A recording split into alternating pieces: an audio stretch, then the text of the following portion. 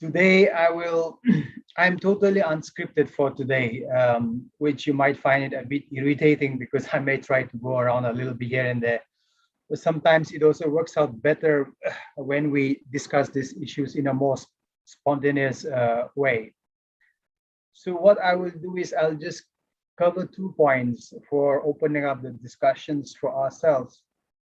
One is with reference to this social contract, the theme itself, in the context of the Nagas. And second part, I think I'm also expected to touch something on the issue of border, because that's one of the burning issue in our region.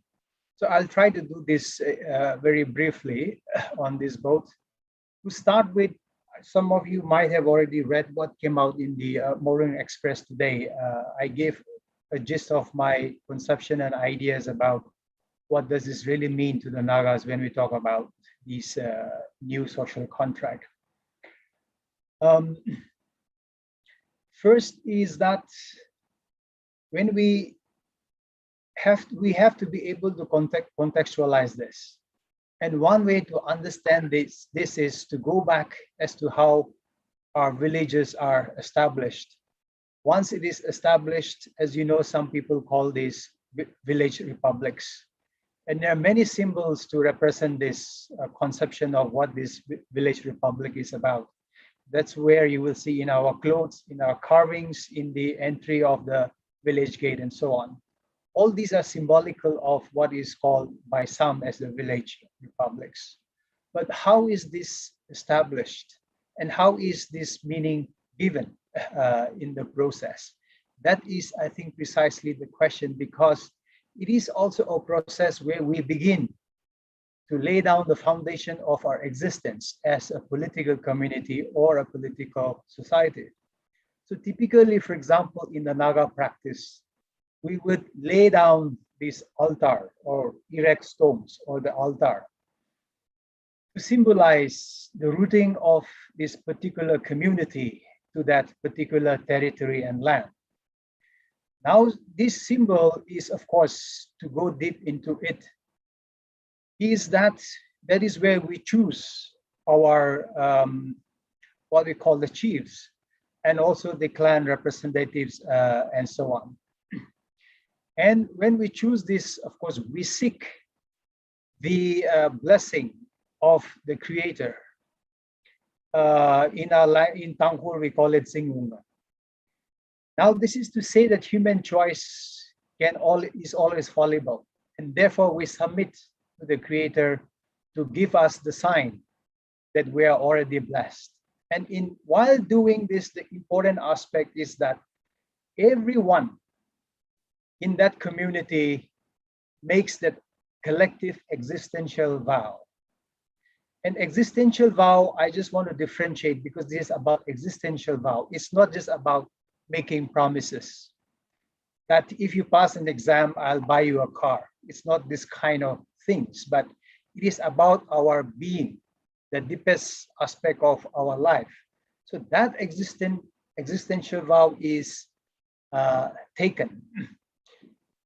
And in that existential vow, one is, of course, seeking the blessing and looking for the sign. The second aspect is that we acknowledge and take this vow that the land is older than us. And therefore, we are to respect, and we are not to, what we call, defile or break that sacred bond that we make with this land from this day onwards. The other aspect is that all the community members are involved. And that is why we kill a mitun, a bison, or a buffalo, depending on the tribes. And we finish that existential vow taking by a piece of meat of that bison or the buffalo. And that is the reason why buffalo head has become so symbolically meaningful. But the question that I want to raise is, how much do we understand these symbols? No? And that is why in that Morung Express, I was saying that there is a meaning crisis. And we need to uncover and recover those meanings if we are to give meaningful identity to ourselves. So it's just like in the Christian tradition, God spoke, and then many things came into being. For example, God said, "Let there be light," and there was light, and He said, "It is good." What does this mean? Is that when we create something or when we establish something, if it is good if we give meaning to it and we embody it. So essentially, the point here is that in the establishment of our village, this is how we give meanings and we embody them as part of our identity. So it becomes the political foundation of our identity. And that altar, in some tradition, it is planting this tree.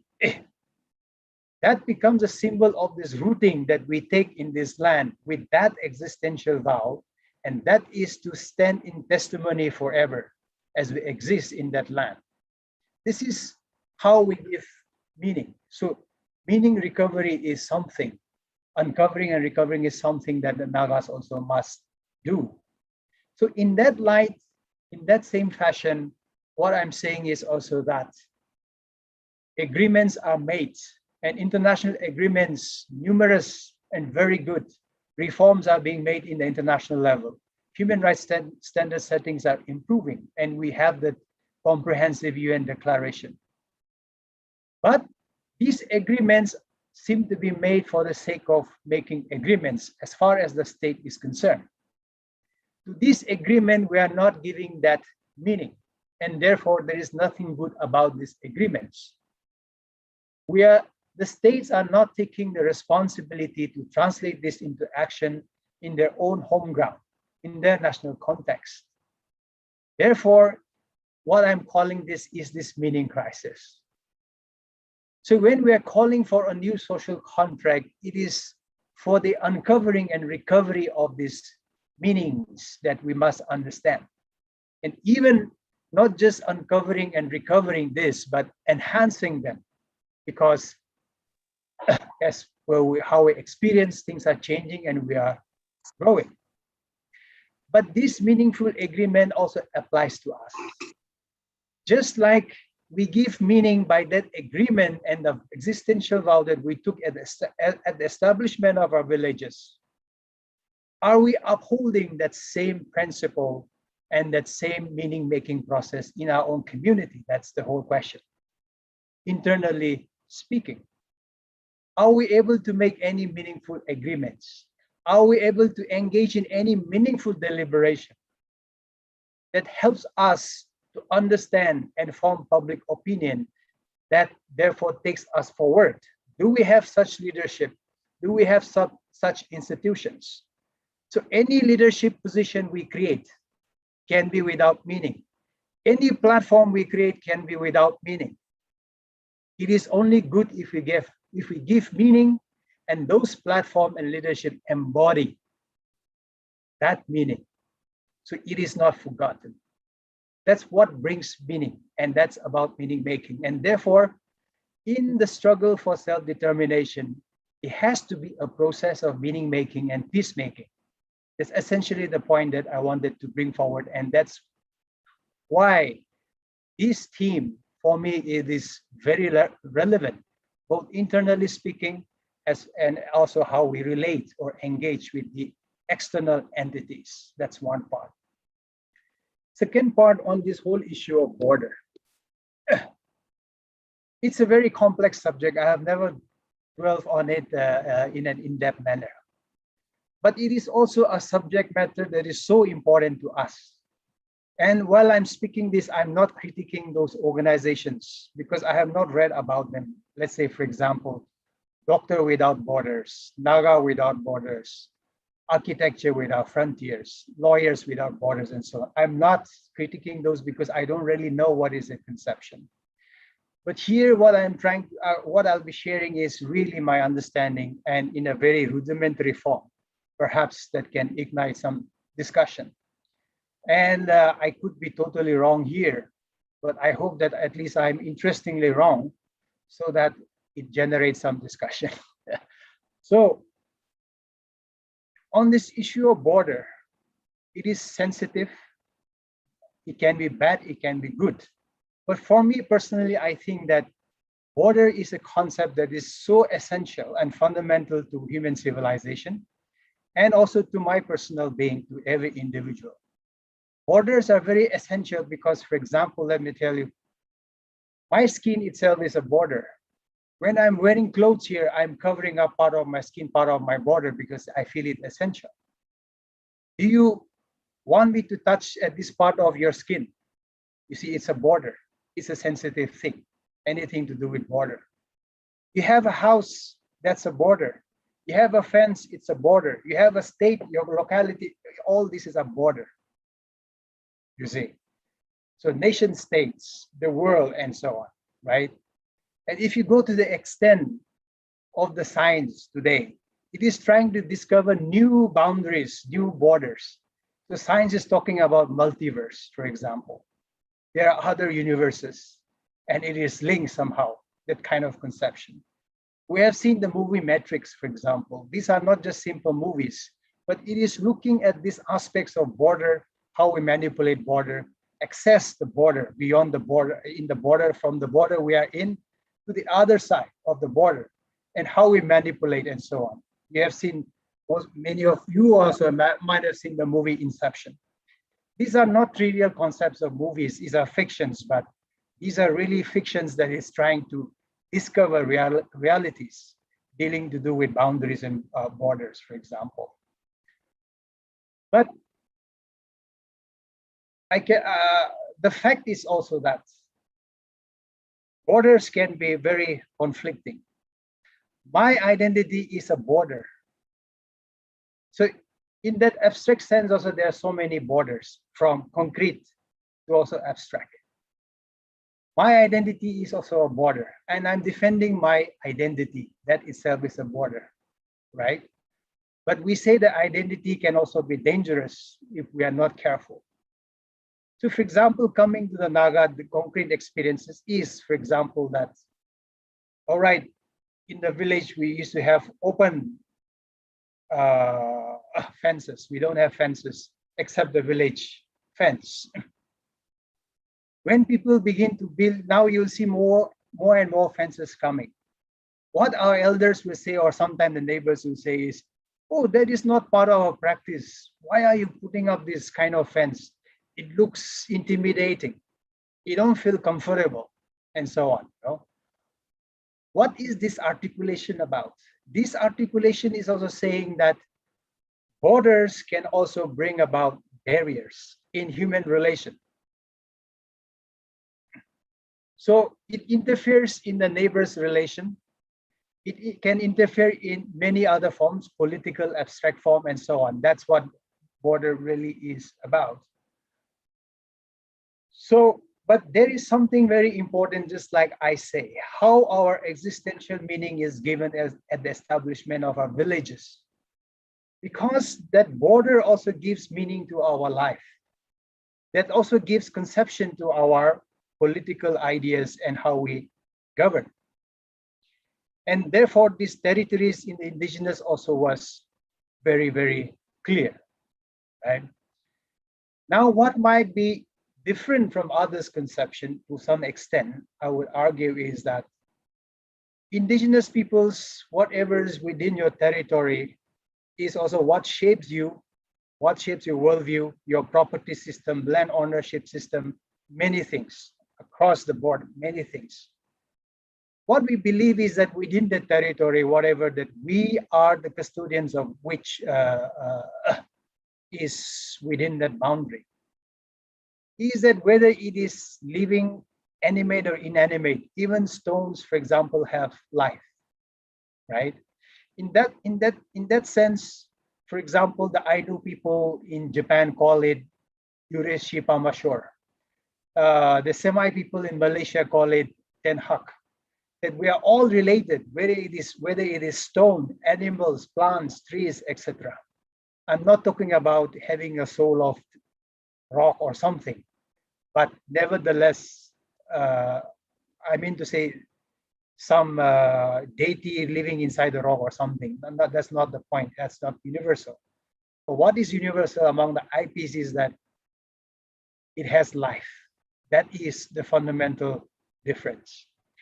But what I was saying about this, the experience of when fencings are coming up within our neighborhood and the experience of how the neighbor responds to that in our context also means that that barrier can be dangerous. That barrier can also stop human relation or curb human relation and so on. So therefore, as human beings, there must also be a conception where borders are penetrating and you can transcend conceptions of this transcending the border, that kind of a universal principle. In economic discourse sense, we might refer this to the Treaty of Westphalia. When sovereignty is recognized, it could not still tackle the issue of conflict between sovereigns. And therefore, how can there be a universal conception of this? And this was already there within many of the tribes in the Nagas as well. How border can be permeable, because necessarily border also has to be permeable based on our conception and understanding. And that is what to say is this by nature human relation also demands that it has to be also be permeable. These are huge questions. I know, I think my time is up because Akam is getting restless, but I would leave it that more for the discussion. Thank you, Akam.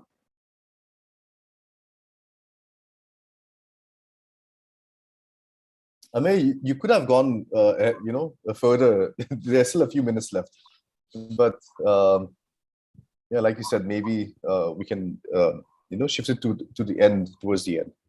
We definitely want to hear more from you. So thank you, Amey. That was a beautiful introduction into how indigenous people in our cosmos, how we relate to lands or borders, and what kind of how we approach the word social contract itself. It's an existential vow. That's a very nice way of putting it. The next panelist, are you ready? Hello, Roderick. Oh, yeah. Can you hear me? Yeah. So, yeah, Roderick, go ahead. I've already introduced you, so. Okay. Shall I start? Yeah, please go ahead. Yeah, thank you, NPMHR, for giving this opportunity to share a few thoughts. Sir has already shared a few things that has already been in my mind. The keynote is rather like a fertile ground that has laid bare the foundation for, I hope, the other panelists as well, but for me, very much. So today, in the International Day of Indigenous People, the theme is leaving no one behind, indigenous peoples and the call for a new social contract. So in that, we are calling for indigenous peoples' inclusion, participation, and approval in the constitution of a system with social and economic benefits for all. So let me try and articulate my thoughts in what we mean, or maybe what we should mean, to leave no one behind in the next few minutes. In his very recently published essay, the historian of Christianity, John Thomas, very nicely put it. Towards the end of the essay, he says, most of the beings that constitute a given place, referring to where Nagas inhabit, that is, may no longer speak, or even if they do, humans have lost the ability to listen to them. Most of the beings that constitute a given place may no longer speak, and even if they do, humans have lost the ability to listen to them. John Thomas was talking about the advent of Christianity as such, and in a certain land in the Naga inhabited area, about how at once upon a time the sacredness of a boulder stone was gone, and slowly there was a change in the habitat, the attitude, the relations, and also the ecosystem that the Nagas inhabit. So who are these beings that we no longer have the ability to listen to, or what is it that we have to listen to first of all? Surely what he mentioned is not new to us, and what Sir Gamsimri had already mentioned about the life of every entity that indigenous people believe in. That is one of the common features that we all have. So what I want to say today, and which towards the end of his talk, Sir Gamsimri was talking about creating certain border. And what I want to talk about today is taking a slightly different stance from what perhaps Brother Rocky will tell, is to talk about the border that we have created among species, what I would call the species border. So not just have we created fragments among the Naga community, among what in the Indian constitutional term, which I would now increasingly disdain using, tribes, increasing rivalry within us, our neighbors, but not so much just about it, but also we have an increasing erection of species border walls that we have come to. So for many indigenous across the world, and so also for the Nagas, land is sacred. We have for decades been fighting for sovereignty and alongside resisting many forms of intrusion. But while we have been resisting the entrances of the human outsider, we have forgotten or perhaps sidelined the other form of invasion and its entry, which is the one in the form of an ideological entry, but also in some form of the non-local or non-indigenous species that have come to us. So this also means that we have also taken our focus too narrow when we perhaps think about social contract. So for indigenous people like us, when we say us, we mean more than the human society. It's not just human beings inhabiting our space, but a bigger us constituting the soil, insects, animals, plants, and other forms of, and other than humans, or what we call non-humans.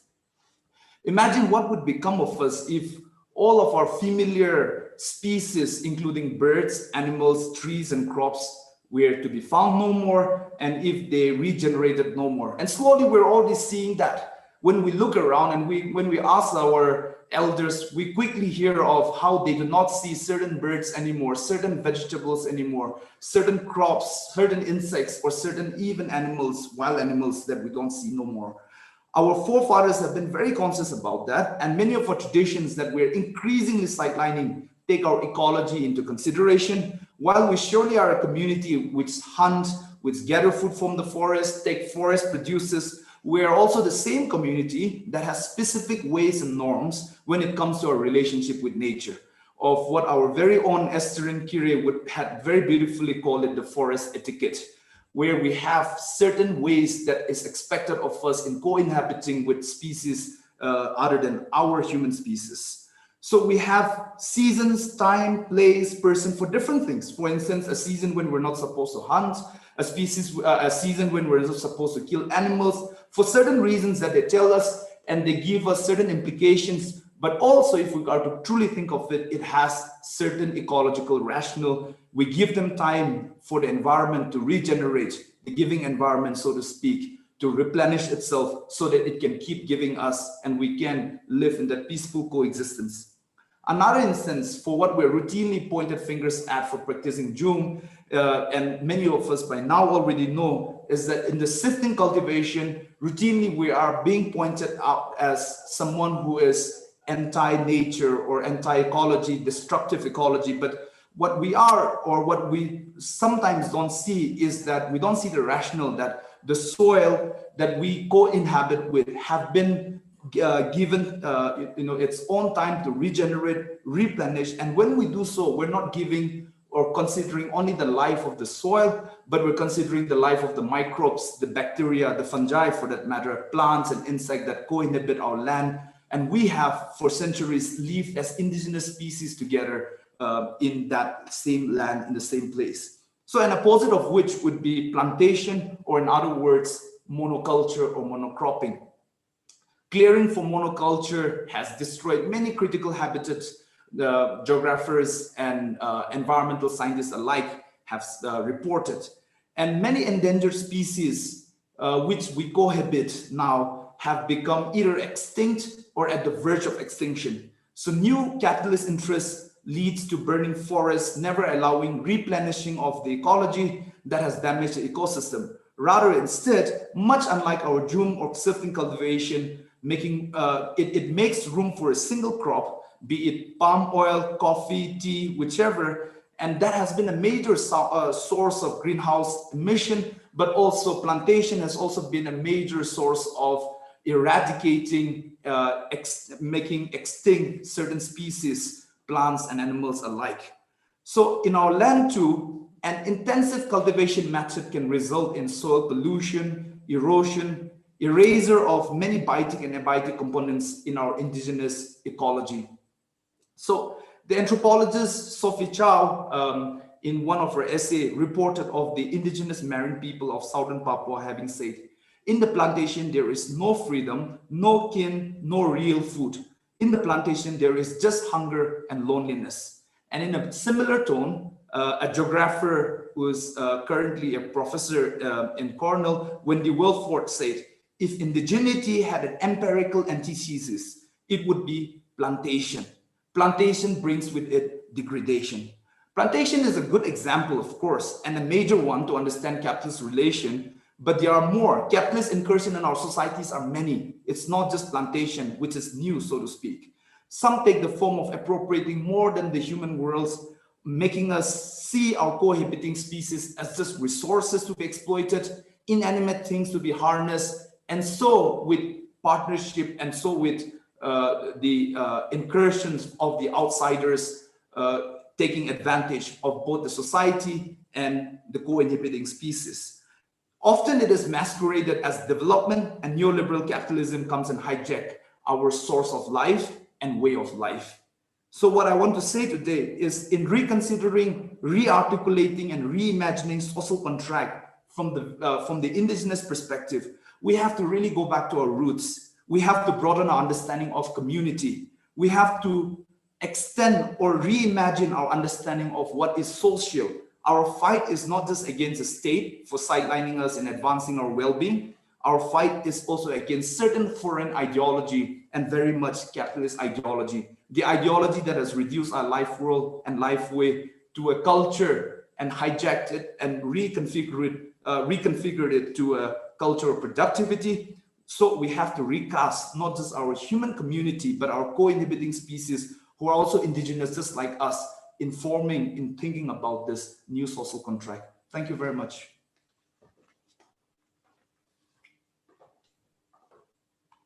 Thank you, Roderick. Yeah. What you said just now, actually, I feel this is something that, would resonate with indigenous people all over the world, right? We're talking about social contracts. We're talking about our relationship with the land. And we have to remember there is an other to indigenous people. And it's great that you brought up the word capitalism. We have to realize that we are part of a system. Majority of the world is capitalist, right? And one of the the connecting thread that I see, at least personally, that ties these things together is the fact that profit maximization, which is the goal of capitalism, or you can call it surplus extraction, the maximization of surplus. This inevitably across the world leads to an increase in the value of land, right? That brings pressure from across the socially constructed border, right? There's a pressure from anybody, any community which is surplus extracting in nature, capitalist in nature. The value of the land goes up. They therefore feel the pressure to push to accumulate more land. And that is where, indigenous people are trapped, right? Our borders are, we see historically, we are increasingly being drawn, our spaces are constricting, right? That's because the value of land is going up due to these practices. Yes. Yeah. So, yeah, that was a very nice discussion. Next, Rocky, Riley, are you Yeah, I see you there. Yes, Yeah. yes, yes. Okay. Yeah, go ahead. The floor is yours. Thank you, Naga People Movement for Human Rights, Delhi, for a kind invitation on this very crucial Morung Dialogue. Today, in fact, I'm being reminded of a powerful quote by these Native Americans and indigenous people, where it says, when the blood in your veins returns to the sea and the earth in your bones return to the ground, perhaps then you will remember that this land does not belong to you. It is you who belongs to this land.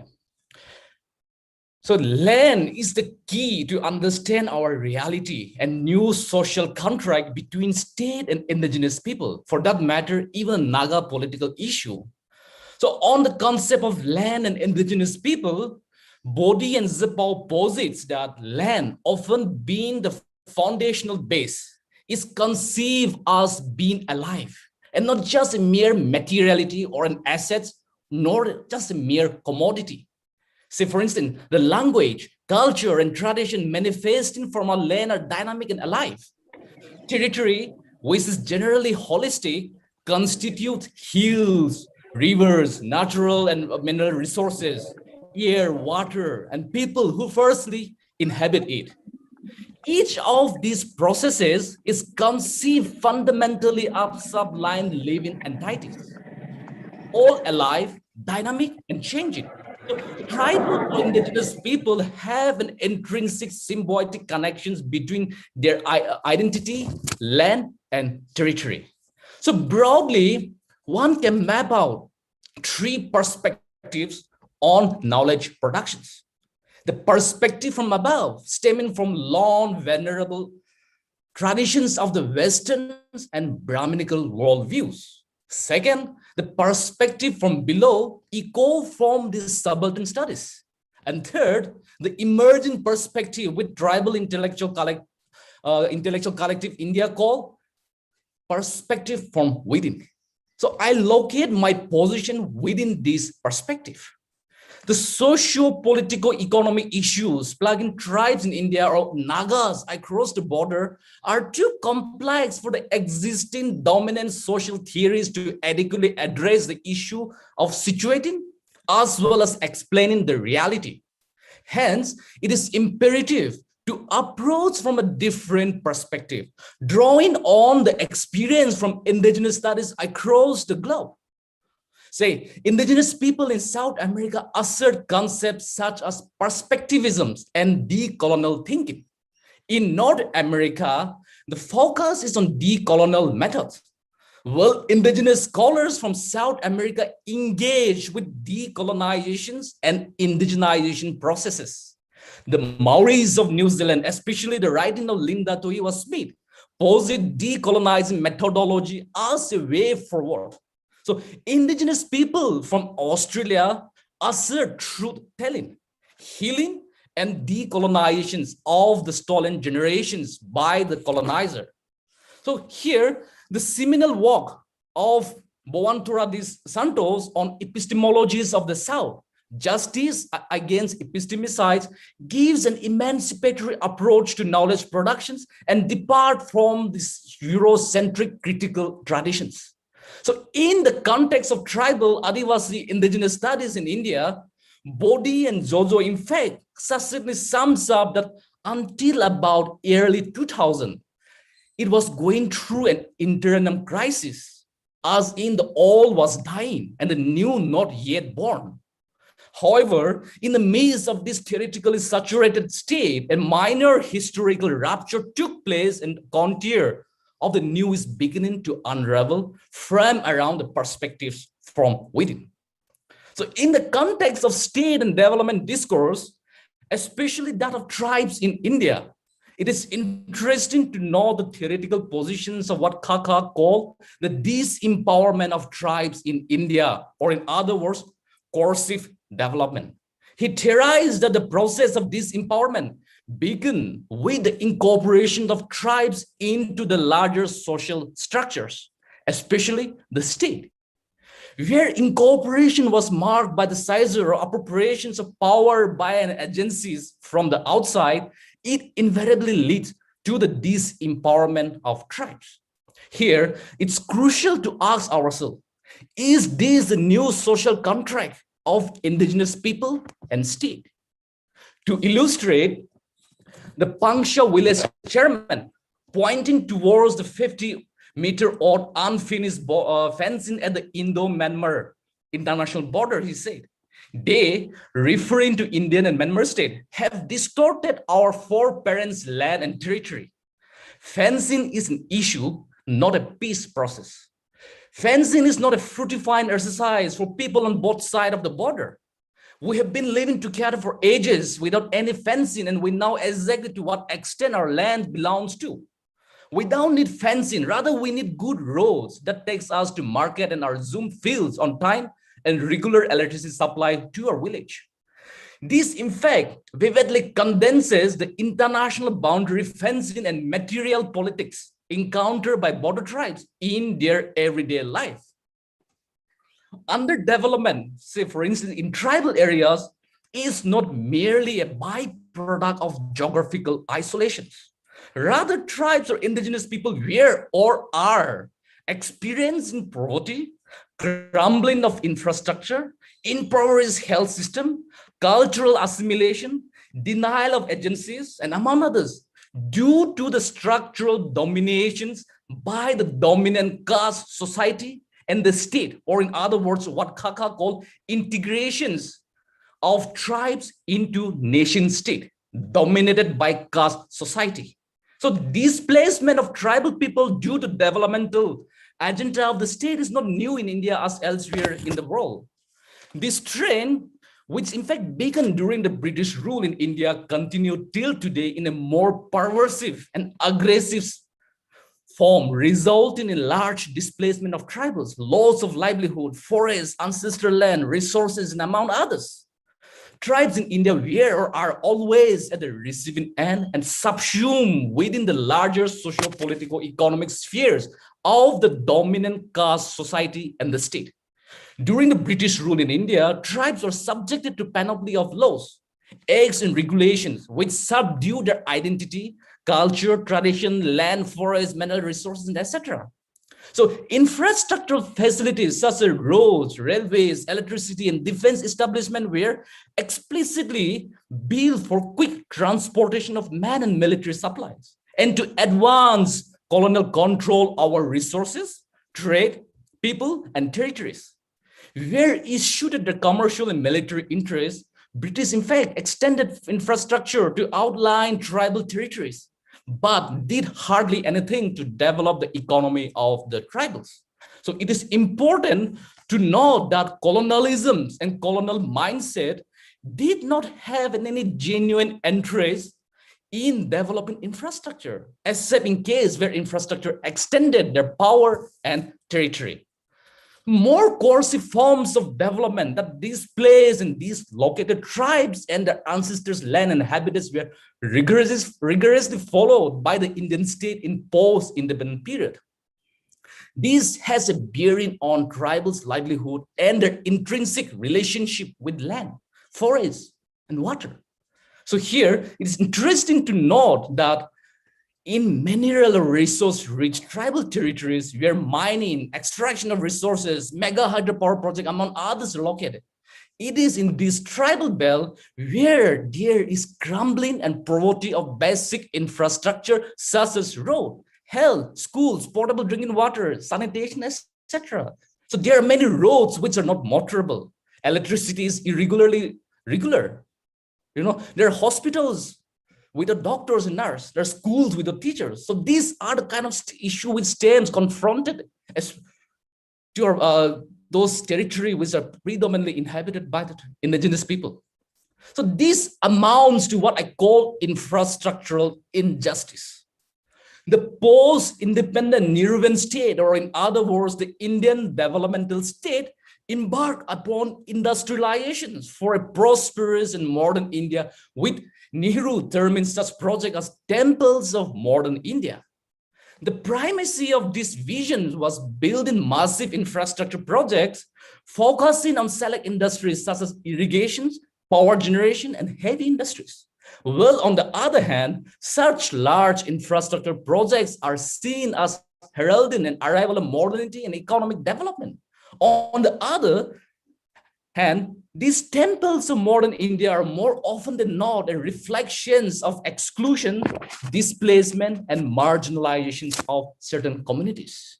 So here, the interest of the Indian state in securing the Northeast has activated various infrastructure projects, among which road constructions, hydropower project, international fencings are the key elements. It prays into the service of Indian military for road construction and other developmental projects in the region, for instance, the BRO, and also other activities. The development policies and projects in Northeast as initiated by the Indian state foregrounds heavily on security approach, or in other words, strategies for counter-insurgency and neoliberal market-driven motive for transnational engagement as opposed to people-centric approach. So there is an imminent contradictions in policy as all these processes does not seem to be in consonance with each other. Instead, one observes an asymmetrical process between, say, egg is policy, or what look is policy, what is now being rechristened as egg is policy, free movement regime, commitment to infrastructure building and border fencings. This probably points to some degree of insecurity of the nation states. Here I'm referring to India and Myanmar, although it has stated its vision statement for open trade, free mobility, and deepening infrastructure development. And yet, on the ground, the actions are still guided by securitizations of development or undevelopment. This has been the unstated policy for the tribal areas in Northeast India. Thus, the visions of this East policy is contradicted fundamentally by the state security and development agenda, in which securitizations is the priority development or simply the securitizations of an insecure state in indigenous nations such as Nagas. So I like to conclude by posing a question to all of us. Can we think of a development with justice that takes into account of the historical injustice meted to the indigenous/tribal people across the globe? Thank you so much. Thank you. Thank you, Rocky.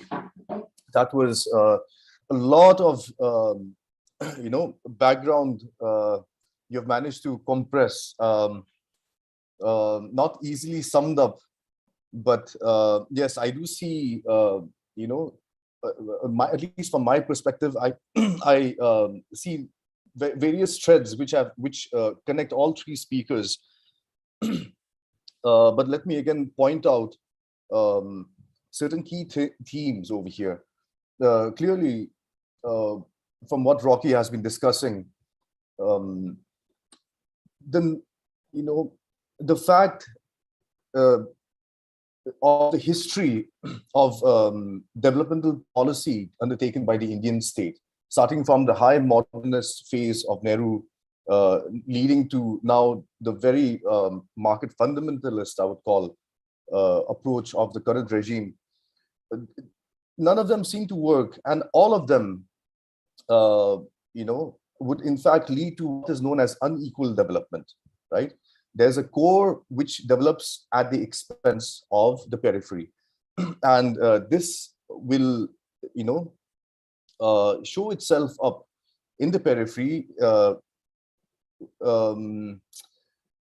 in various ways. You'll see things like social economic disarticulation, the things that we buy, the things that we produce, the things that we consume. All of these will not really be, from us or for our benefit.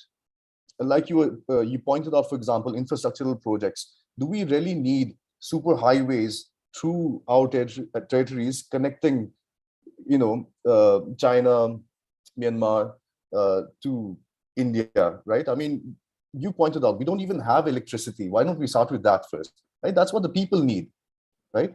So this is a manifestation, just one of the many manifestations of economic disarticulation, right? Which again connects back to the social contract, right? The social contract is supposedly what? It imagines, a political world where in order to have, in order to function, in order for the world to function, we each have to give up some of our rights to a centralized body in order to, eat the benefits of so-called civilization. But we see now there are many contradictions in this current definition of civilization itself. The fact that they think, modernization is a one-way, it's a ladder that goes up, starting from indigenous people who are at the bottom, uncivilized, going all the way up. There are lots of contradictions are there. So clearly, it is time for a social contract. We are indigenous people are facing pressures of various kinds, right? Economic, social, yeah. And okay, actually, you know what? We've had two speakers who've spoken brilliantly. Actually, in the audience, we have a very old and close friend.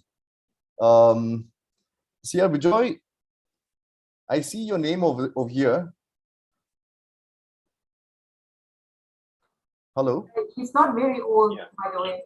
No, he's our old friend. No, not he being old, the relationship being old. Yeah. That's not how I meant it. He's a dear friend.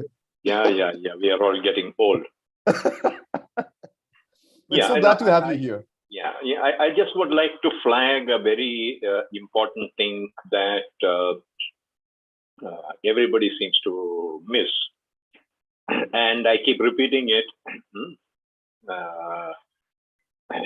See, if you look at the trajectory of the Indian subcontinent, the history of the emergence of governance laws, you find very distinctly there are two parallel streams. One stream is progressively moved from from a feudal stage to a colonial stage to a capitalist stage, and gradually into what you call as neoliberal capitalism, market democracy, to a situation where we are even willing to give up their right to vote.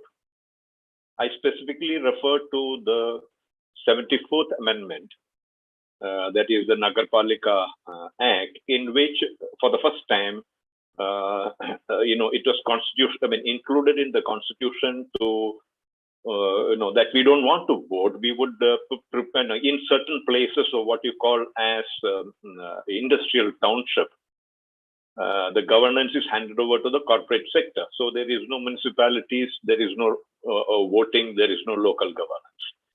And if you see in the 2005 Special Economic Zone Act, you find that large SEZs are also getting notified as industrial township, and hence no democracy, in the field of,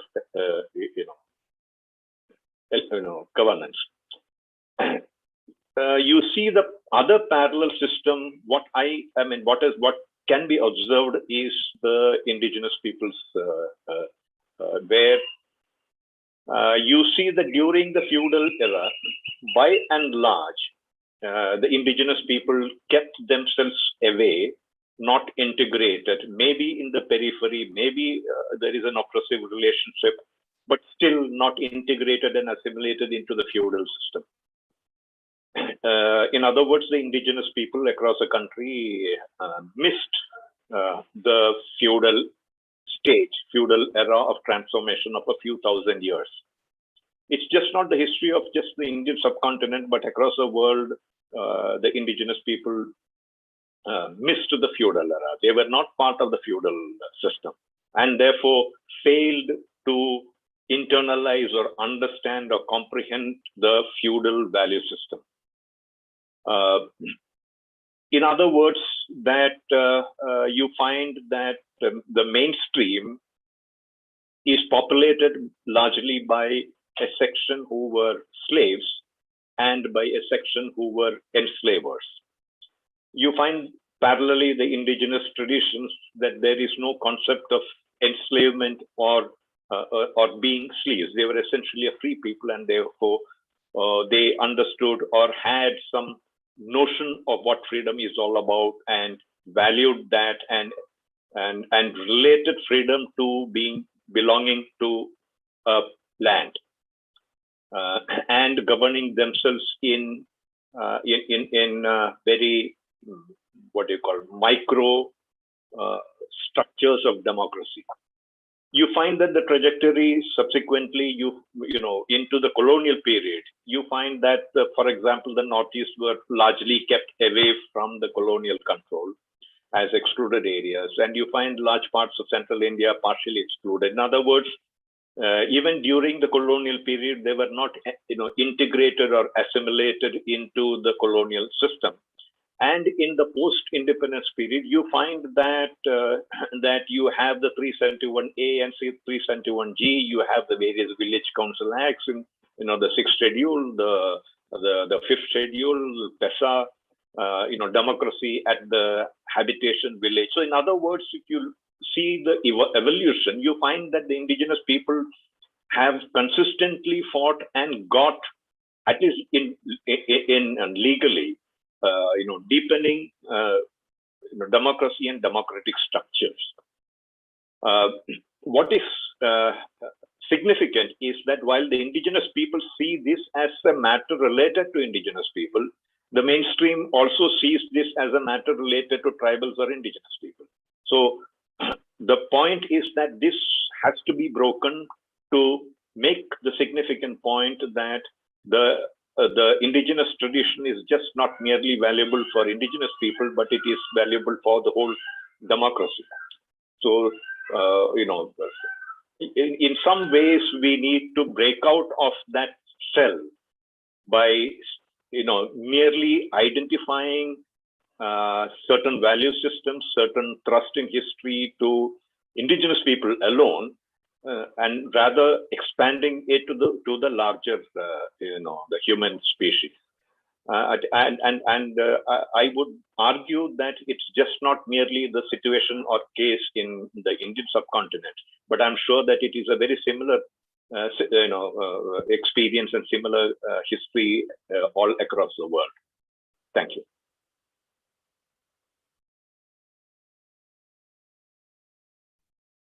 Thank you so much.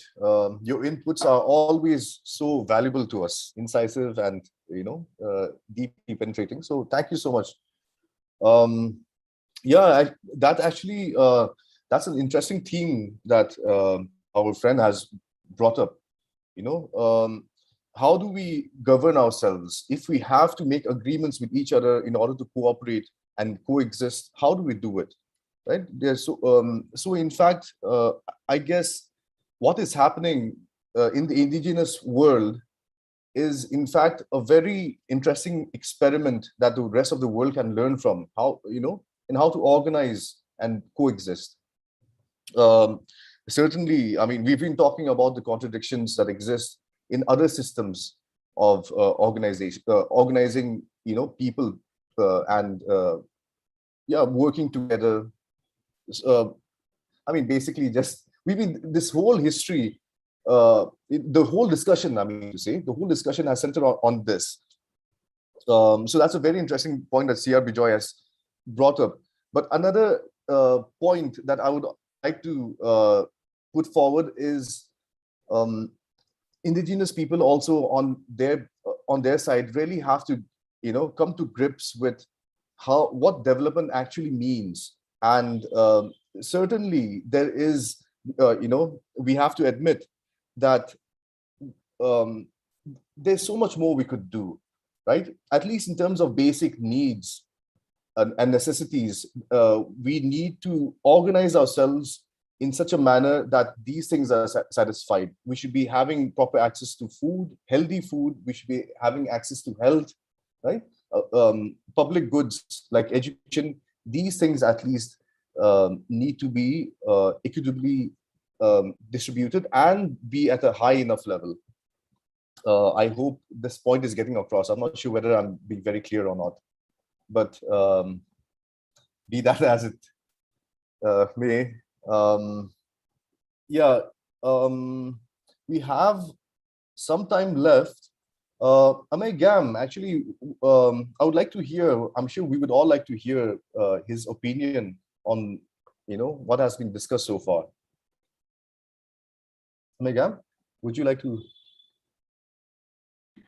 So I thought we have more time and then questions will come from the participants. That's what I was thinking. But anyway, if I'm just to react, I think all these are areas that we need more focused discussions in order to get more in depth into that. But just to say that I think all the points also shared by everyone, the panelists and also by Bijoy and so on.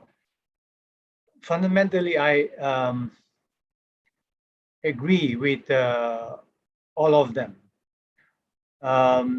So, I mean, there are many ways of reading and understanding these processes, and we may use some angle to diagnose certain things. And so, for example, what Bijoy is saying is about that this is articulated or understood as indigenous issue. And then indigenous also understand it that this is our issue. So there is no cross interaction or permeating. So it's also like another kind of, you see, the barrier, the border that I was saying that we create unconsciously. So it can be in many forms. And my point was basically that to become more aware of this, what are the hindrances that we ourselves also create?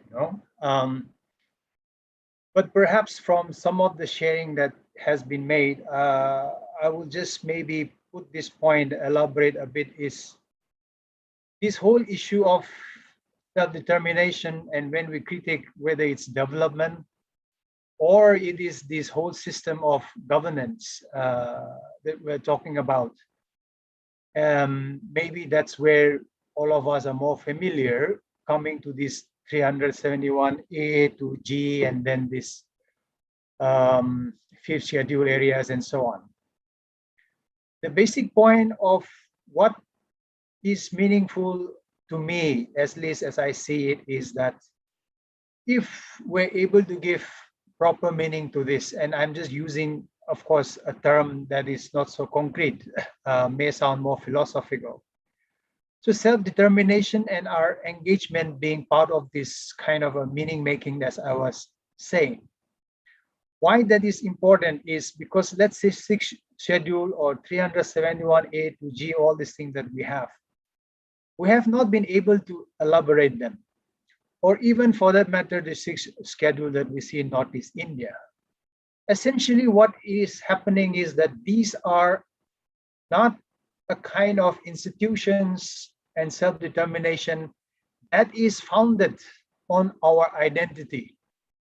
And the kind of micro or whatever that Bijoy is saying, or sometimes I call it this organic form of democratic governance that we have of our own. It's not an offshoot, but it easily becomes a national administrative system where it is totally the mainstream and is part of the modern architecture system, right? So it is not an architecture, and for me, that is where I keep saying AIBP at least is that we have to realize that we are not still part of the architecture system.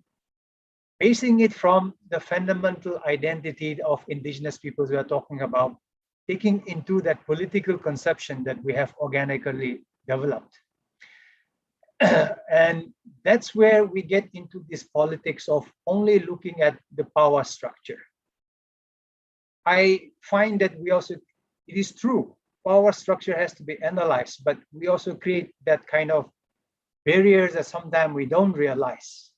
And that is where you will see that all the 6th schedule struggle in Northeast India is demanding for more and more power from the center to the autonomous areas. It's not about changing that structure. It is not looking at transformation of the structure, for instance. It is not looking at the values and principles under which our leadership conception has developed based on our indigenous system of governance and political conception. Leadership was never centralized. We have many forms of leadership represented, of course, to the outside world by that chief in council collectively. But then we had what we call the wise people, the elders. Doesn't mean all the elders are wise and they are also leaders. The wise people automatically, by default of their merit or the acceptance and trust and so on, they become leaders. We have hunters as the leaders. We have medicine men or women as the leaders. So leaders were distributed across, and these has very specific roles that makes that polity function, right? All these things are getting stripped off because simply we are focusing on the power structure as we see it in the state, and we want that share of the power transported into our system. That is what Swiss schedule is about. You look at the Karbi, Tripura, Bodoland, everywhere. It's more demand for the devolution of finance, devolution of more power, but it's not about transforming and basing it on our identity, political identity I'm speaking about, for example. It is similar to the issue of development. Our schemes, our contracts, our demand for market is very much a conception of the market economy, the capitalist economy, if we are using the term, for instance. I'm not denouncing capitalism as in total, because there may be some good aspect of it, for example. But that is what we are demanding, and that is what we are building. The structure we are building is not in consonance or not in harmony with the kind of village republic that we build based on that existential vow that we had.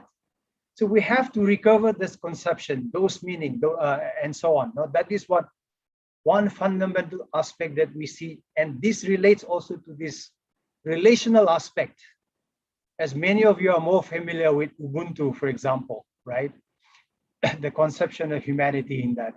But in Asia also we have many, as I was saying, the Yureshi Pamashor of the Ainu, or the Tenhak of the Malaysian Indigenous groups, for example. That things is not commodified, but respecting that everything is a living being. That makes that relational, social, ecological, and political relational things that we build up. This is our identity and part of the political conception that we have. All these are left out when we engage in politics. That's the thing. In state politics, it's that whatever we demand is very much state as we see it today. And we cannot, like, let's say in the Naga, we have NPF. How much is that NPF? It says it is a Naga political group. How much is that NPF representing the Naga conception? No, we have these economic unions now in many tribes. How much is that economic union representing our kind of development that we want to define? Or is it drawing in more of that capitalist conception that we are saying, which is about monopoly, monoculture, plantation, etc., all these things that has been pointed out. This is the question. And therefore, when I say this new social contract, it means that in a meaningful way, we are looking for becoming part of the state architecture, and we are still not part of it, but when we become part of it, it has to be unique.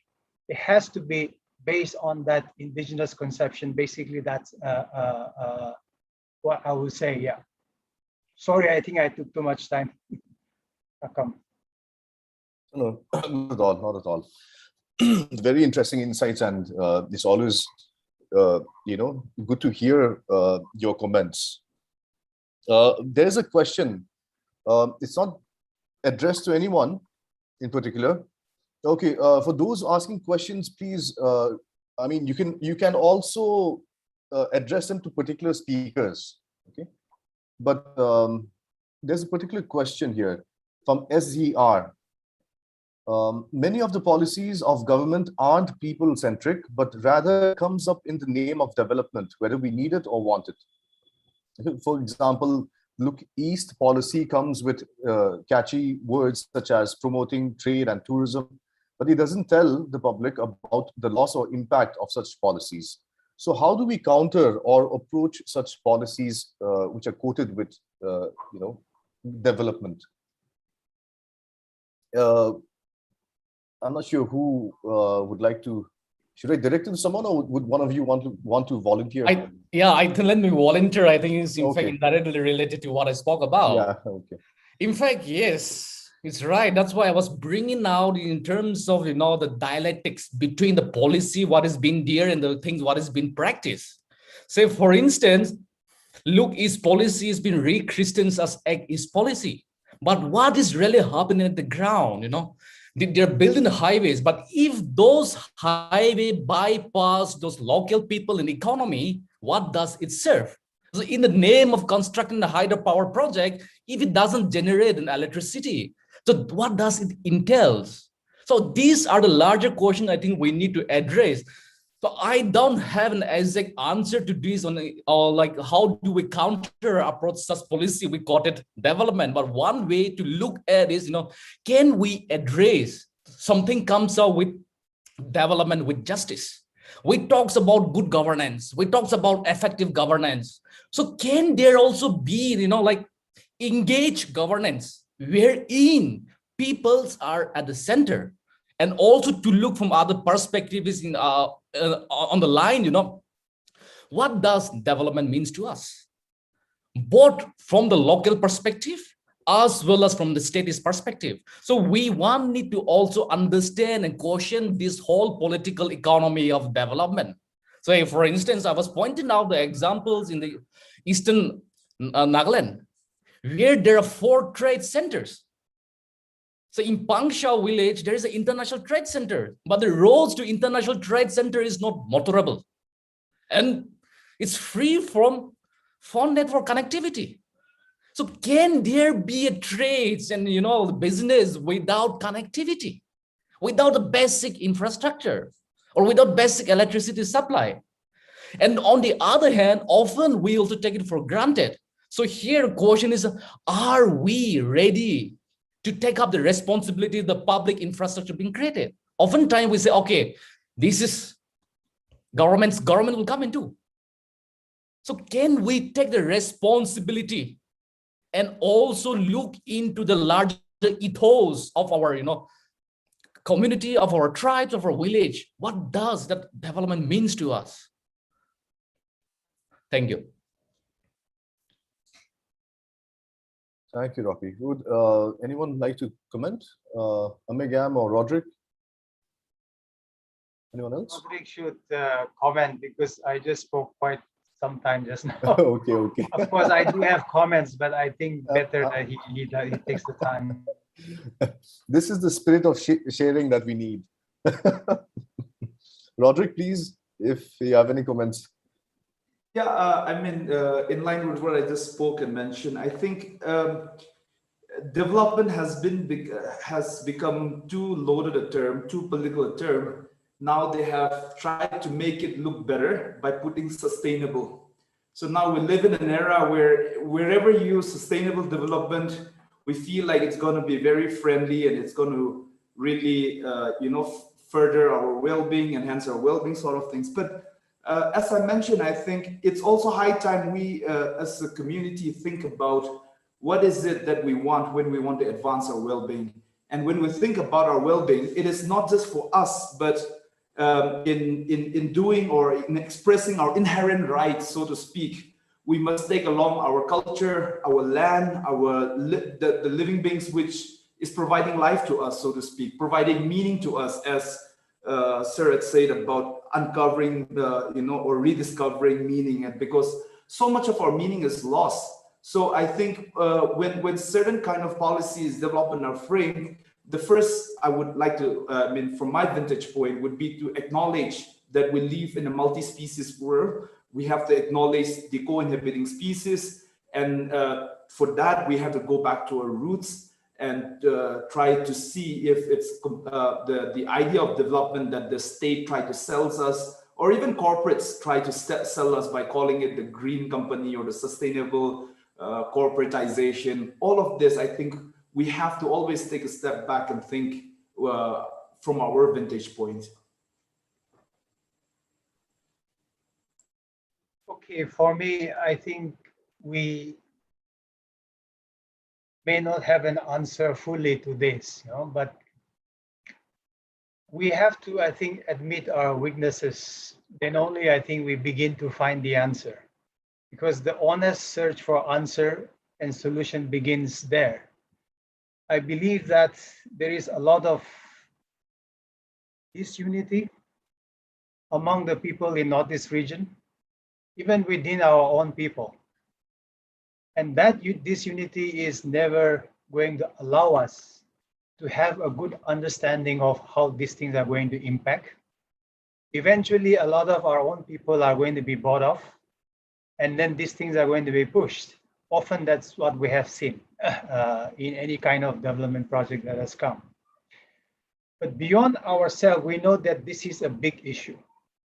It is something that relates to global economy, regional economy, and it's not going to happen if we fight in isolation. It is that kind of localized struggle that I think that prevents us from winning or overcoming and countering this kind of policies that are averse to us, whether it's economic or other kind of policies. I know that this can go on into a lot of discussions into economic system, paradigm, development model, and so on. But I would say that the fundamental issue is that we have to get out of that kind of a localized struggle, because these are very big issues and we may not be able to fight it alone. Yeah, thank you. Very nicely put, Amegam. If I may also add, I would also point out specifically the last sentence of the question: how do we counter and approach such policies? First of all, by having discussions like these, increasing, the presence of such themes in public spaces, in public discussions. There has to be, we have to spread the word, in a sense. And secondly, we have to recognize the institutions, that exist right now, right? Whether we like them or not, they exist and we are bound to them. So we have to make use of these institutions, push them to the limit, ask institutions, make institutions address these questions that we are talking about. And if the point is also this, not just to maintain the status quo and accepting the current institutions that exist right now, but the point is also to demand and keep on demanding until institutions evolve to address our needs. If current institutions are not enough, then those institutions have to evolve. So that's one thing I would like to point out on how we should counter and approach such such policies. Does anyone else have any question? Would anyone like to ask? Okay, there's one more question from Shaukai. He says, leaving no one behind is a term used first in the 2030 SDGs agenda, he assumes. I'm not sure how to pronounce this. Hello? I think Helois or Helwa Weber argues that insertion of this rhetoric in the 2030 SDG is a discourse strategically deployed to justify the implementation of a highly problematic political project as the framework of global development, a framework that privileges commercial interests over commitments to provide universal entitlements to address fundamental life-sustaining needs. Right? We were just talking about environment. So this reminds me of the normative elements in the white man's burden of our colonial past. What if leaving no one behind happens to be another from darkness to light? So, okay, Shaukai, would you, I'm not too sure whether the last part, I am not too sure what it means, but if you'd like to, rephrase it, please do so. And in the meantime, the discussants, panelists, if you would like to answer this.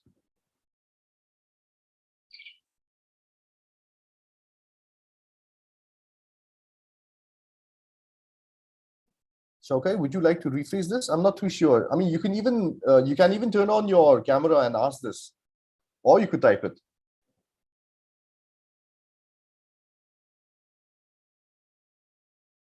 Okay, fine. Would any of the panelists want to talk about this? Is this rhetoric, first of all, using the term, I mean, that's what I have got from this. Okay, I believe he's trying to connect the fact that even the word, the policy push, which came in the form of sustainable development, that itself was just if you look at the fine print, it was just rhetoric in the end, right, to serve a particular purpose. So is this also, this leaving no behind catchphrase, is this also perhaps a loaded term? Does it hide something? Can it be critically analyzed?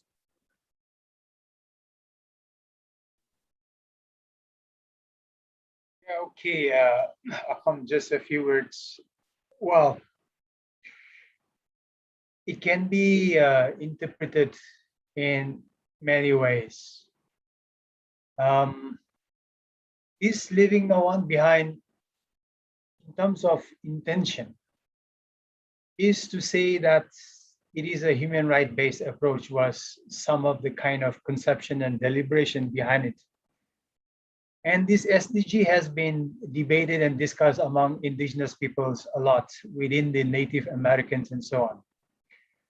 Because it is clear that, of course, this is not a battle that we are really going to achieve in terms of really this leaving no one behind by 2030.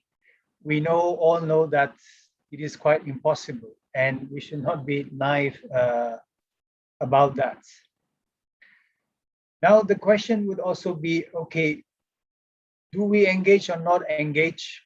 Should we stick by the solution that we propose, that these are the conditions? Or does this open the door for changing the narrative by also promoting our narrative through the engagement process? Is the kind of pros and cons and the debate with regard to this. So therefore, there is not kind of a very hard positions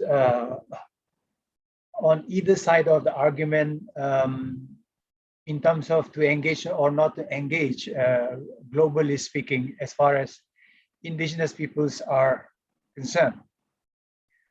Of course, there are also groups, a few groups who would just stick by their conditionalities and these met or we don't engage kind of thing. So, like in Nepal, one indigenous fellow said, okay, SDG means suspicious development goals. In the end, of course, it is very suspicious and all of us are suspicious. Nevertheless, it's most people who will engage in this is like to open the door in order to push. And therefore, a lot of the people who are engaging would use the language of development justice, as Zipao is putting. That is the thing that our perspective to engage is to change this whole approach and to stand for development justice, no matter what the SDG says, and we still continue, but we also stand by this kind of position. So I understand that, yes, some people like they put in the joke, right, that there is light at the end of the tunnel, but is that light another train coming by, no? From the end of the tunnel? It could be. So it's. I think people have made different choices in terms of their engagement. Some are there to really try and see how they can change. Some are there because they're partially happy with it. Some are there engage because they will still insist on their position, but also engage, not disengage. And there are some who have totally also disengaged. This is the thing. So it is totally a mixed bags, and it's up to, I think, a lot of the organizations to decide whether it can help one to push our issue, especially on the issue of development justice. Yeah. Would anyone like to come in? Yeah, just to share what quickly put forward in the aspects of this sustainable development. In fact, what Roderick has rightly pointed out, that the term development has become a buzzword. And I feel that is reached the saturation point. In fact, if we look before sustainable development goal, there is something called Millennium Development Goal. From Millennium Development Goal, we are now shifting to, going to Sustainable Development Goal 2030. In these 17 goals, I think one way to deepen is that, can we look in the aspects where we can indigenize, Sustainable Development Goal, indigenizations of Sustainable Development Goal. In fact, if we critically read this Sustainable Development Goal in the context of India, for instance, there are more than 250 indicators which the Niti Aayog has in fact identified. So among those indicators, can we, as a tribes, as indigenous people, can we also, deepen this, taking into the consideration about the ethos? Otherwise, of course, like the slogans, leaving no one behind, inclusive development, sustainable development, all sound so interesting. But the question is here that how do one take advantage of that? So what does the development means to me? Does it in a way enrich or deepen the democratic practice in our society? And also, does it strengthens our traditional institution? At the same time, this bang, those institutions which does not promote equality among us, or which in fact look at about the aspects of which exclude women group. Let us also not deny the very fact that Naga society is a very patriarchal society for that matter. So even in my village, or I don't know, in your village, when it comes to the concerns about the village well-being, women are not part of it. So the village authority comprises of only the man. And that's what I'd like to say, the representation from clans. So here, the larger question is, can we deepen this sustainable development goals in our ways and also suggest an alternatives?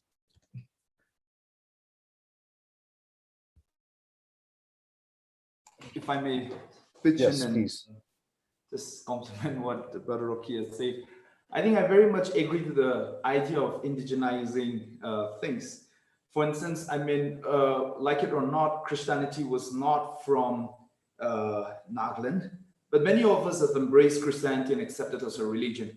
Now, should we just throw it away because Christianity came from another place, or for that matter, Christianity came with some white man? Now, that's a question we all have to ponder. And it's all our own issue and our struggles. But I think what is the issue at hand here is, for instance, in the case of Christianity, if I may speak for myself, is that we have copy-pasted the Southern American version of very conservative, fanatic Christianity, and which is not quite, appreciated, and which has sort of, you can see that ripple effect in our cultures, in our way of doing things, and all of that.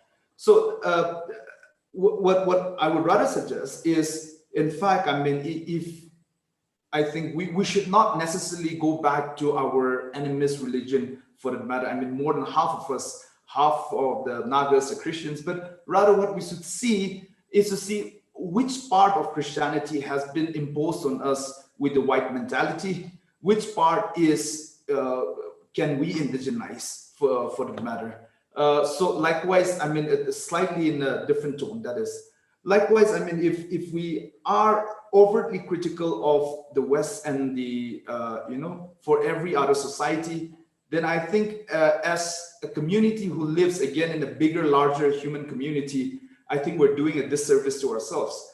Of course, I mean, we can always be critical of things that come, but no one will ever, know what the intended projects are until we actually engage with it. So we should not, of course, jump to it, but also I think we should also shun ourselves from being overtly critical from whatever comes from the West or whatever comes from the other societies for that matter.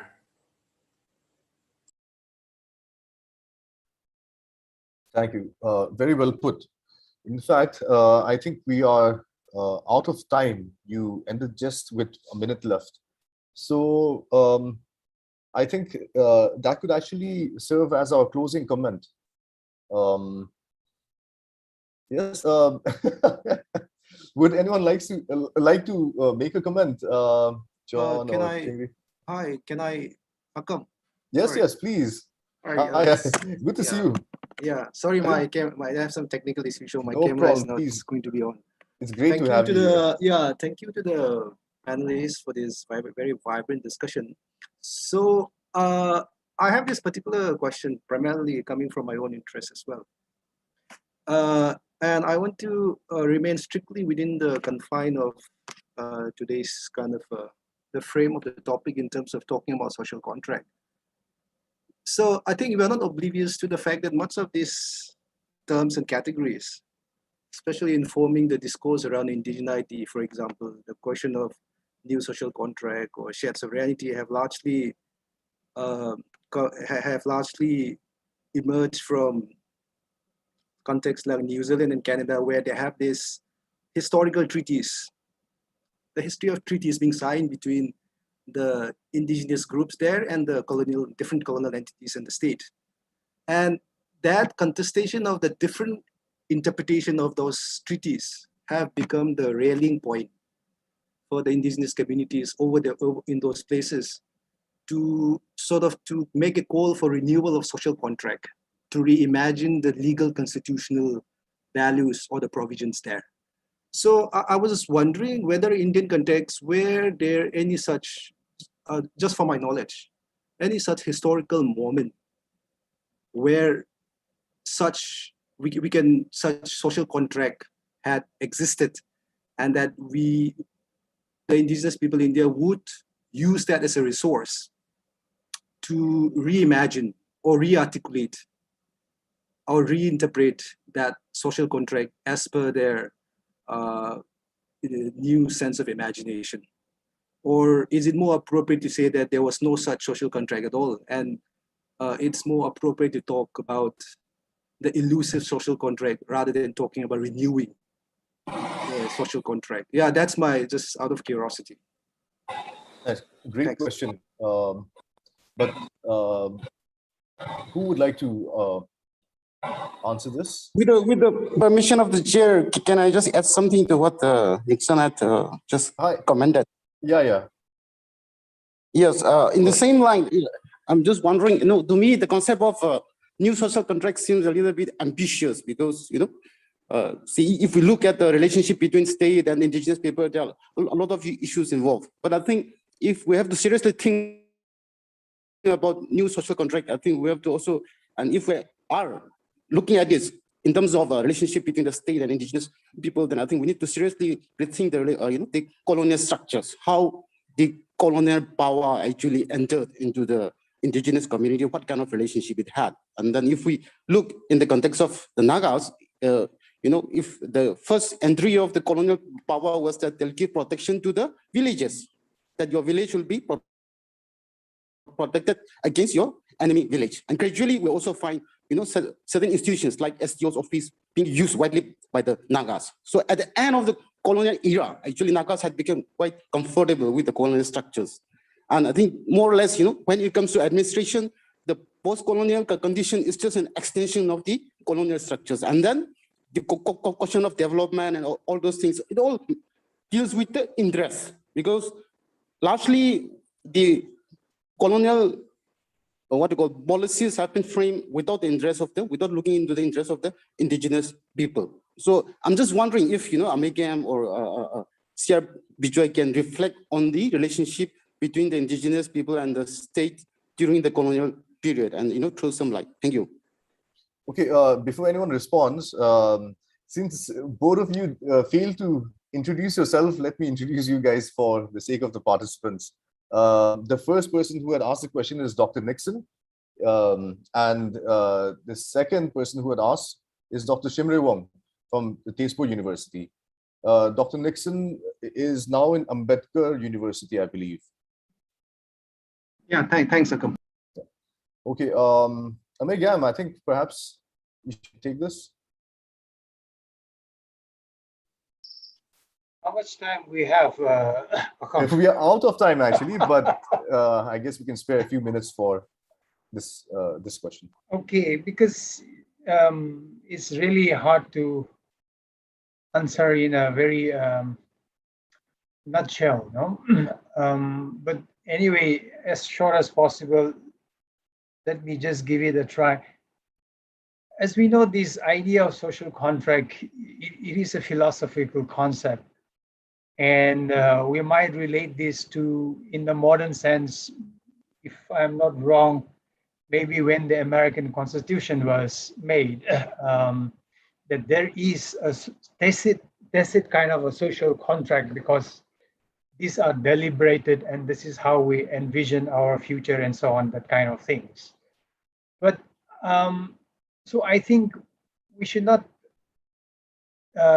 we cannot get into an academic discussion on this one, I think, at this point of time. That is the limitation. That's the reason that if we are to discuss this, then what I'm saying is that in our context, how do we actually understand the social contract? In that, again, we did not sign papers, no, and that kind of thing. It's not that we don't have our constitution, oral form of constitution and law and so on. We did have, but it's not like signing. It is more of oral commitment, that existential vow that we gave. So in that sense, we would see and understand that kind of social contract in a much more concrete form.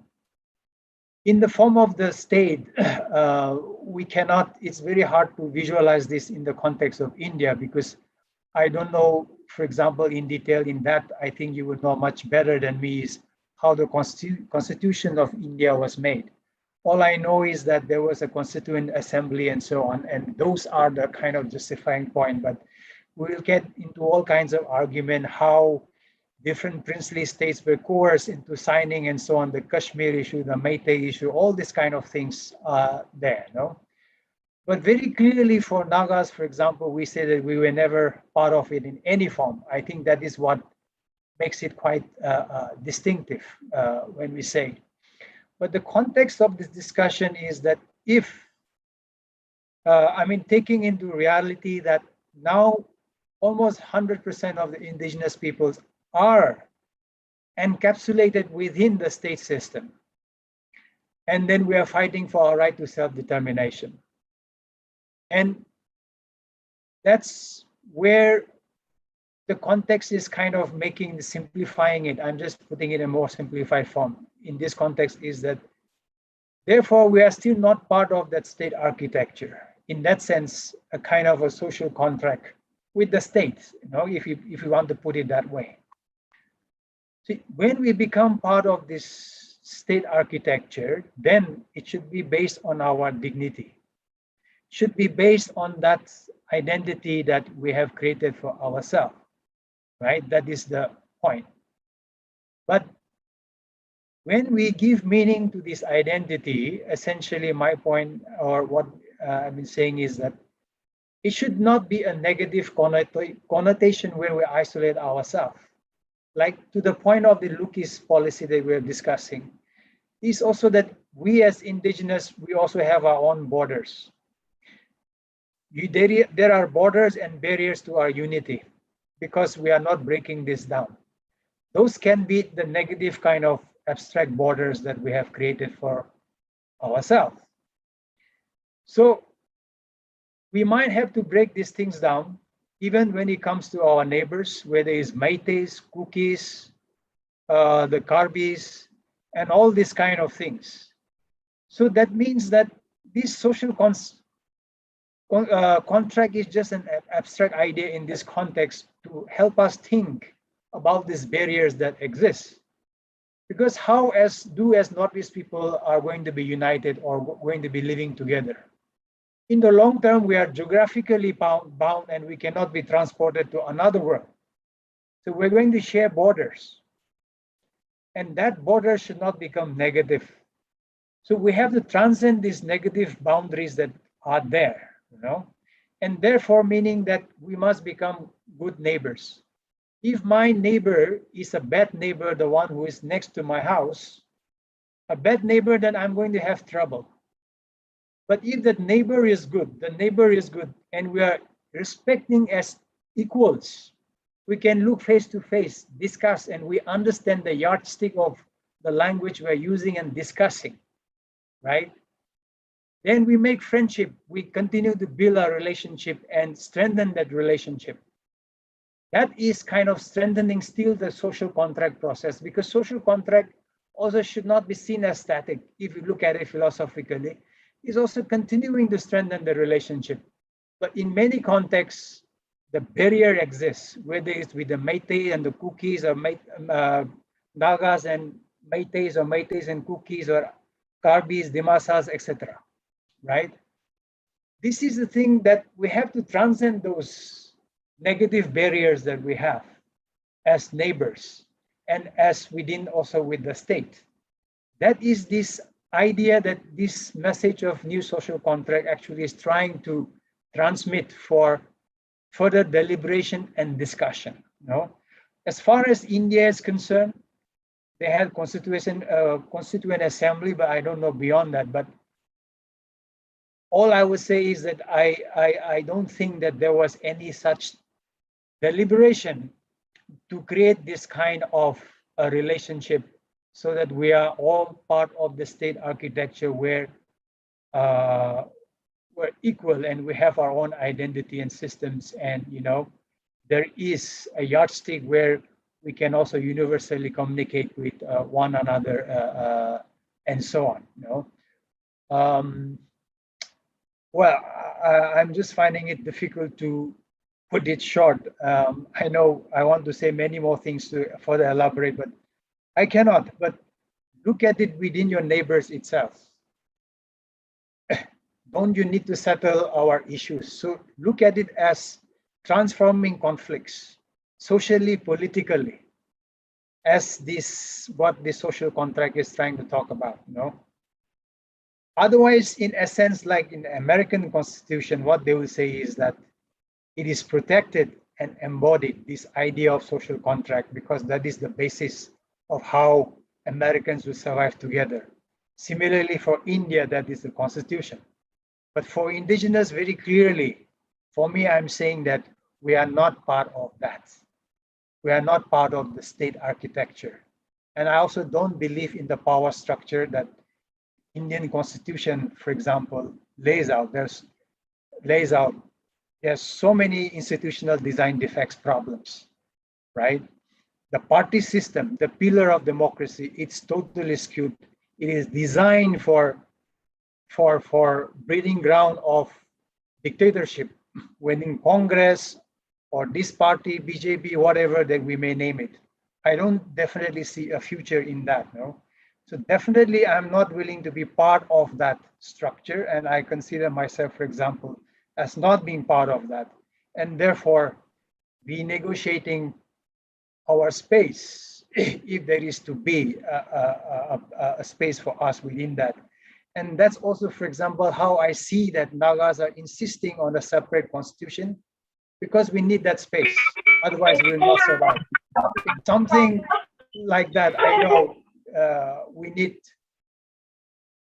to take out from here piece by piece and really kind of elaborate.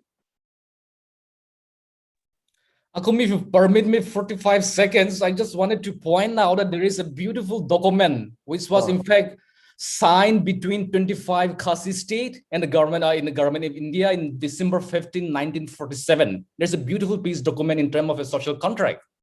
And also just to remind that there is a book on that aspect, on the Federation of Khasi State, authored by Bodhi Sankuparani. You know what? Why don't you put it in the chat as well? I can do that. I can do that. Yeah. Yeah, thanks for that. Acha, by the way, so Rocky, are you done? Or yeah? Okay, the thing is actually now, I'm not sure whether maybe we can, basically we are out of time, but there is another question. So I guess it depends on the rest of you guys. Are you guys constrained for time? You can see, if you can see, look at the chat box, there is another question. So do we have time for this? Are you headed somewhere else?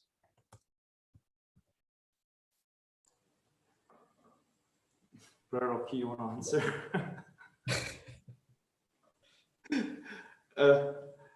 I don't know if this was something related to what I said when I talked about going back to our roots and thinking about the core values of indigenous community. But to quickly just state it, herein I'm not trying to say that we should go back to our very basic, I'm not trying to romanticize that kind of hunter-gathering life, which we have all come from. Rather, what I was trying to suggest was that when we move to something called a modernized or developed kind of society, I think we need to rethink about our co-inhabiting species. That's what I was suggesting. And for that, we're trying to draw inspiration from our traditions and culture from our forefathers. And in no way I'm trying to say, let's forget the Western ideals and then go back to, tilling our land and doing away with all of this. I think, yeah, I'll not elaborate, but I'll keep it here.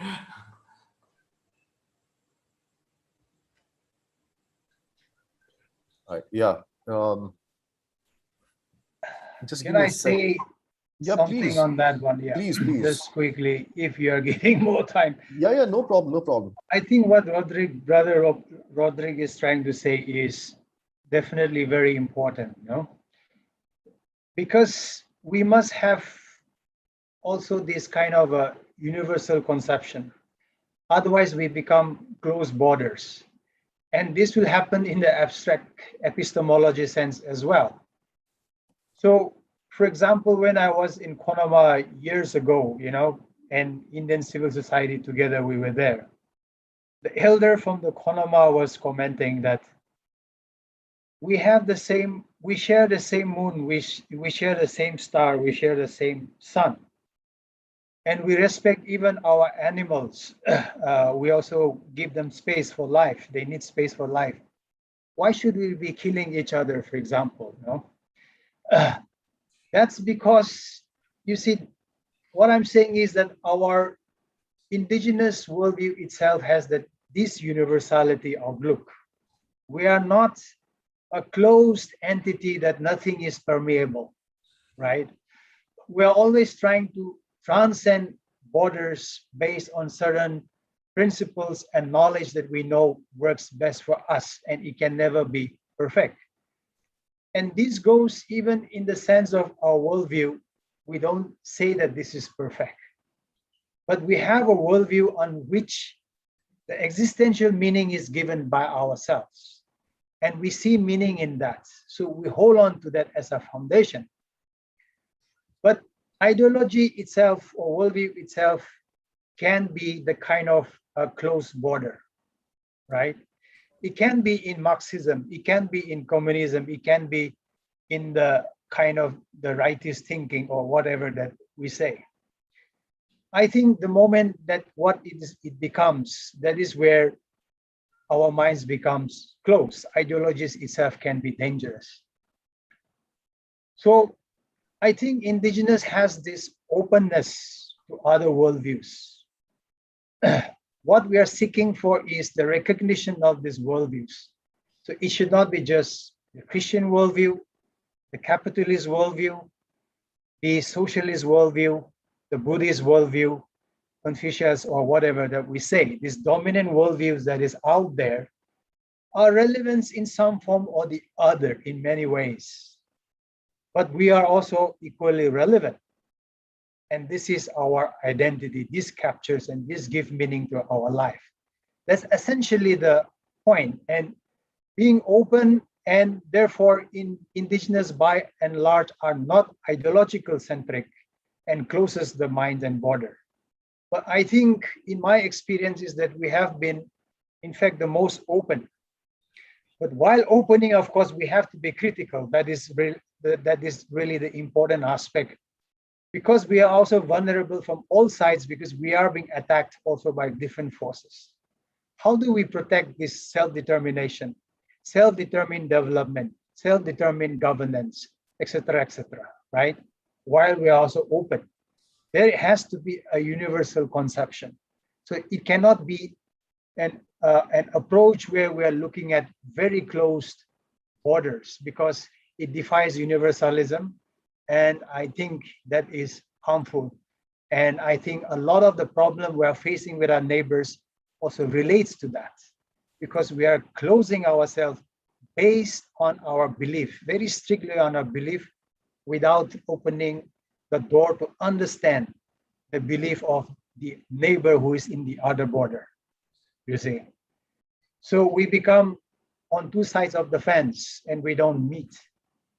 There is this universalism to ideas, worldviews, conception, learning. I think that's what I think is, for me at least, that I see as the way forward.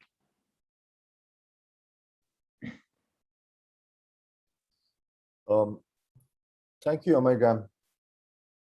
I'm not sure whether could the members of NPMHR also chip in. Should we go ahead? Do we have enough time, or I think perhaps we should come to a close? Your opinions? And maybe we should close, yeah. We should close, huh? Yeah, nearly 2 hours. And I think that's, yeah. Okay, then. All right. This has been great for me personally, and I hope it's been enlightening for all of us. There are, I think, what we can take away from today's dialogue, Morung Dialogue, is there's much to be learned, despite artificial, I would even say, many of the borders that actually negatively impact us all are actually artificial borders, I would say. And we have to bridge the fence, like Amargam has so, has put so well.